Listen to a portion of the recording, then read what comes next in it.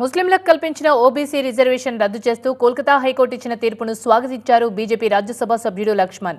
Vote bank రాజకీయాల కోసమో ఒక వర్గం మెప్పు కోసం చేశారని తీర్పులో స్పష్టం చేసిందన్నారు. ముస్లిం సమాజాన్ని రాజకీయ పరిణామాల కోసం వస్తువుగా పరిగణించి బీసీల వాటా ఇచ్చారని చెప్పారు.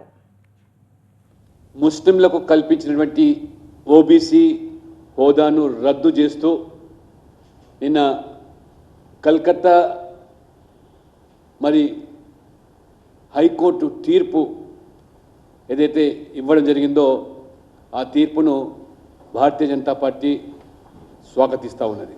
77 ముస్లిం తెగలను ఓబీసీ జాబితాలో చేర్చి ఆ రకంగా ఓబీసీ హోదా కల్పించి ఏ రకంగా ఓబీసీలకు మరి తీవ్ర నష్టం జరిగిందో ఆ యొక్క అంశాన్ని కొంతమంది కోర్టును ఆశ్రయిస్తే నిన్న కోర్టు చాలా స్పష్టంగా వాళ్ళందరినీ కూడా ఓబీసీలుగా ప్రకటించడాన్ని కేవలం ఒక మతాన్నే ప్రామాణికంగా తీసుకొని చేసినటువంటి ఈ యొక్క మరి అంశాన్ని కోర్టు తప్పు పట్టడమే కాకుండా ఇది కేవలము ఓటు బ్యాంకు రాజకీయాల కోసము ఒక వర్గం వారి మెప్పు కోసం చేసినట్టుగా మరి భావించడం జరిగింది.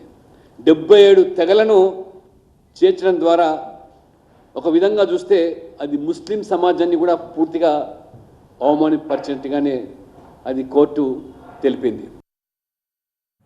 బెంగాల్ విధానమే తెలుగు రాష్ట్రాల్లో కూడా ఉందన్నారు లక్ష్మణ్. కోల్కతా హైకోర్టు తీర్పు ఏపీ తెలంగాణతో పాటు కర్ణాటకలోనూ వర్తిస్తుందన్నారు. తెలంగాణలో బీసీఈ పేరు మీద ముస్లింలకు 4% రిజర్వేషన్లు కల్పించడం వల్ల ఓబీసీలకు అన్యాయం జరుగుతుందని ఆవేదన వ్యక్తం చేశారు లక్ష్మణ్. బెంగాల్లో జరిగినటువంటి ఉదంతమే ఇవాళ ఆంధ్రప్రదేశ్లోనూ తెలంగాణలో కూడా మతపరమైన రిజర్వేషన్లు బీసీఈ కోటా పేరు మీద జరుగుతుందో తప్పకుండా కోర్టు ఆ తీర్పు ఈ 2 రాష్ట్రాలకు కూడా వర్తిస్తుందని.